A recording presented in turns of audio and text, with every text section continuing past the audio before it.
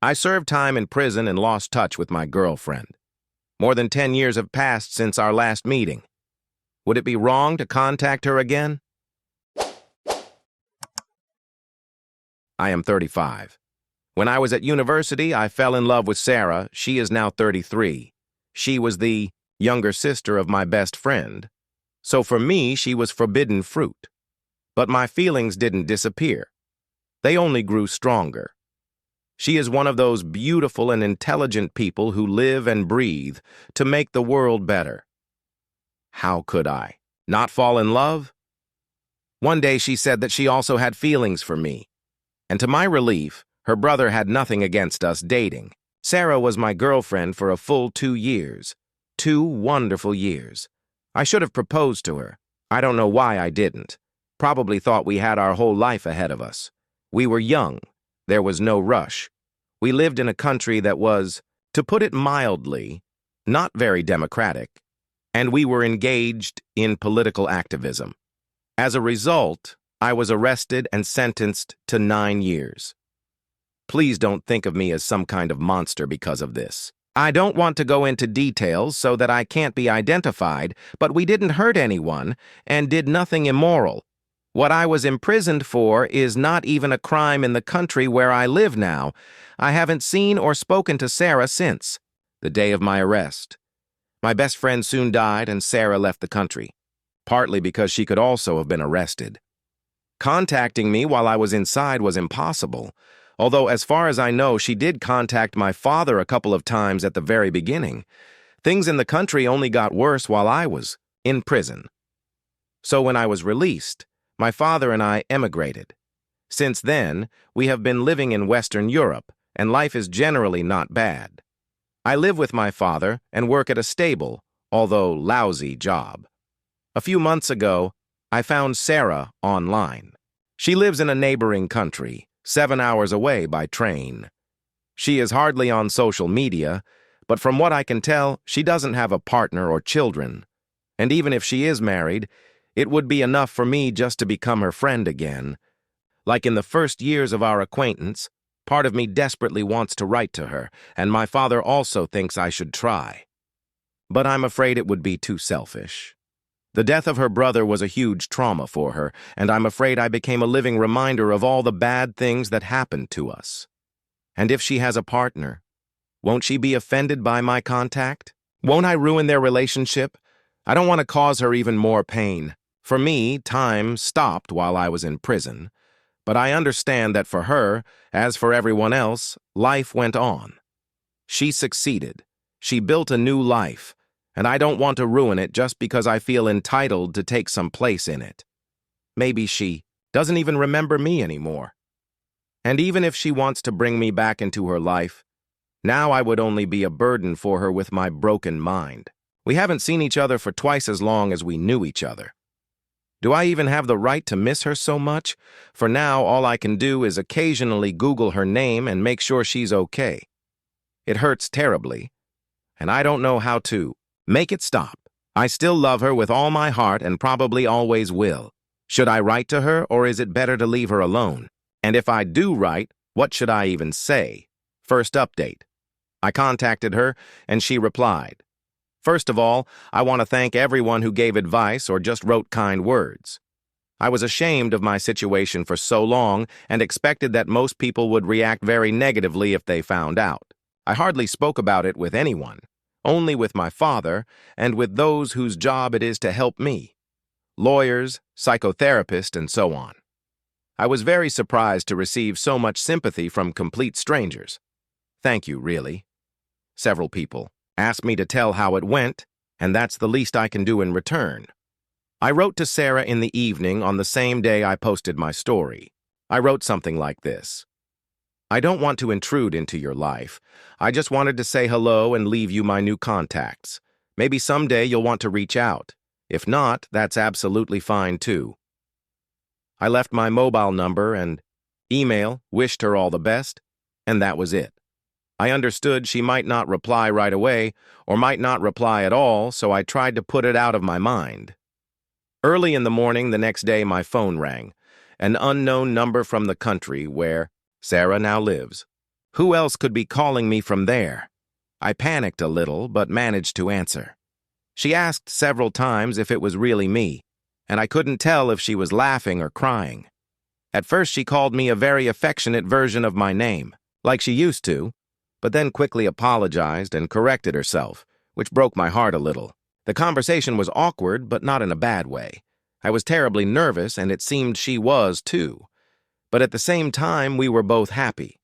Someone here wrote that Sarah would want to know if I was okay, and that turned out to be even more true than I expected, because during the last year of my sentence, unrest in our country escalated, and she feared they would just quietly get rid of me instead of releasing me. There were documented cases where very suspicious things happened to other prisoners in my situation a few months before their release, so her fear was not unfounded at all. She also said that she repeatedly tried to send me packages with things and to top up my prison kiosk account, but her attempts were rejected without explanation. After the verdict, I was completely forbidden to receive letters and use the kiosk because of the article I was convicted under, so she stopped trying. She told me this with apologies, as if I could be offended that she hadn't done more for me.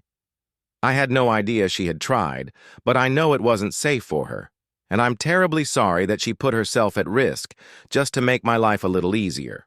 She didn't seem to want to talk about the past anymore, and we didn't. We moved on to lighter topics: work, the cities we live in, how my father is adapting in the new country, and so on.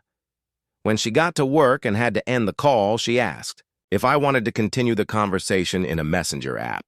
Of course I agreed and immediately installed the app. We texted all day, and on her way home she even stopped to send me a photo of a restaurant decorated in the style of one of my favorite books, just because she thought I would like it.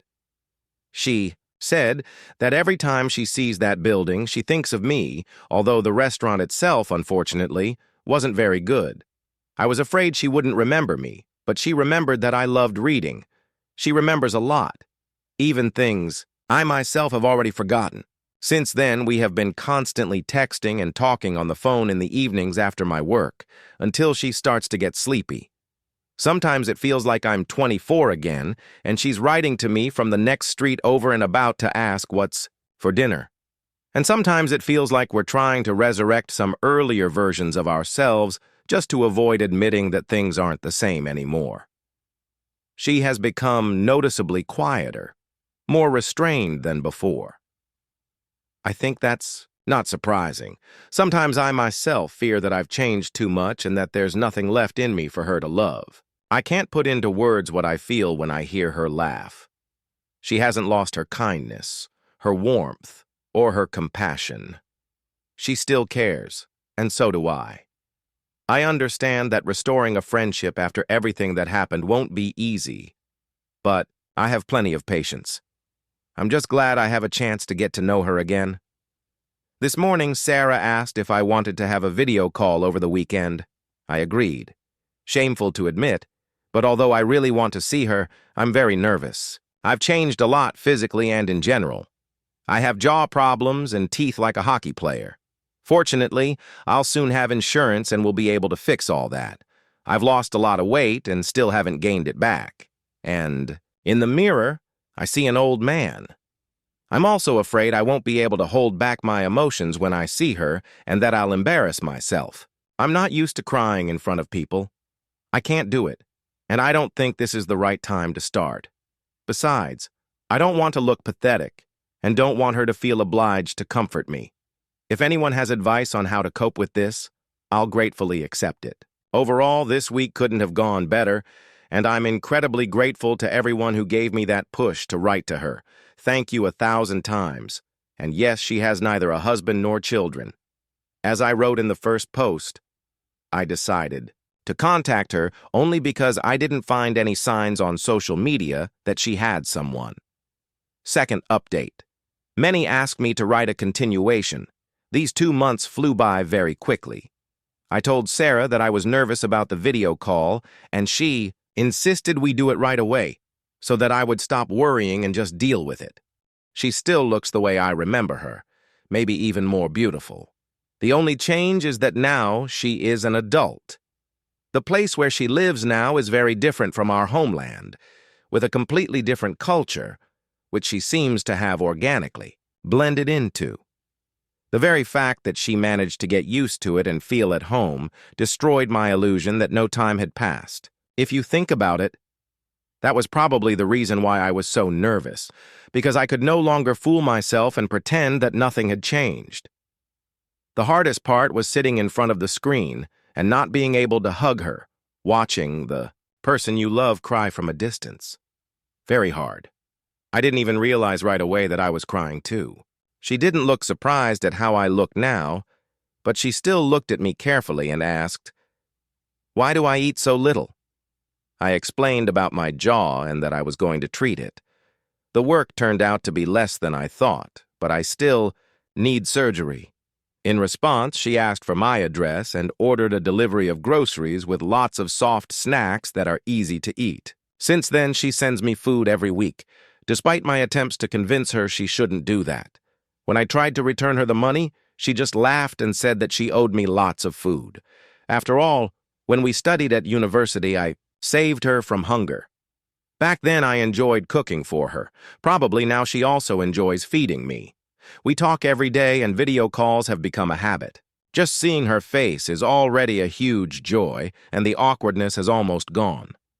It's easy to talk to her.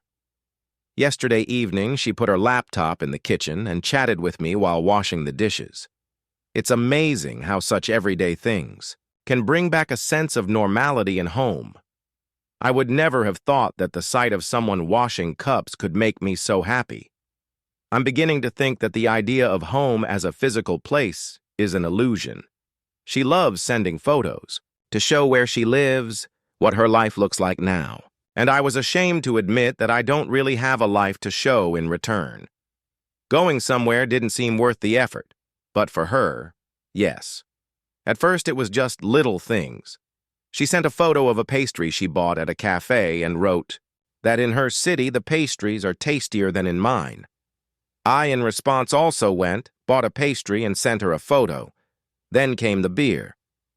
Whose city has better parks, interesting architecture, department stores, and so on? I quickly realized that she just wanted to get me out of the house, make me walk more. But I played this game because it made her happy. In the past month, I've seen more of my city than in all the time I've lived here. I went to an art museum and even for the first time joined my colleagues for beer. Usually I choose places without many people and don't stay long, but I still go, and that's already something. Before, Sarah was very sociable, and I thought that no matter what, at least she wouldn't be lonely. I was wrong. There are many things she can't tell her friends because they just wouldn't understand. They would pity her, and then they wouldn't treat her as an equal anymore, she says. Our experiences are different, but we can understand each other better than anyone else. And despite her own pain, she somehow quietly took on half of mine. On March 8th, I sent her orchids, her favorite flowers. She was very glad that I remembered.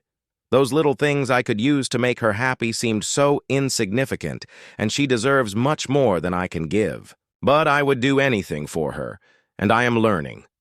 Where she lives, protests are now happening, with police and tear gas. When that happens, she gets very nervous and sleeps badly. At least now I can be with her on the phone at night so she isn't left alone. Besides the anxiety, there's nostalgia in all this. She remembers how we ourselves made noise in the streets. I'm glad she still has good memories, and now she doesn't have to be alone with them. And finally, the reason why I'm writing now. Sarah will come to visit me. Yesterday evening we were talking, and I mentioned that near my house there is a church with stained glass windows made by an artist she really loves. I was thinking of going there someday. She said it would be unfair if I went there without her. I suggested we go together, and somehow it suddenly turned from abstract plans into a concrete date for next Saturday. She was going to come for the day, but I said it was silly to travel so far just for a couple of hours and invited her to stay for the whole weekend. So she'll be at my place from Friday to Sunday. I haven't had time to worry yet, but I'm sure I'll start soon. Thanks again to everyone who gave advice and support. It means a lot to me. Watch our previous videos, which you will see right here. Be sure to subscribe to our channel, give a like if you haven't already, and good luck.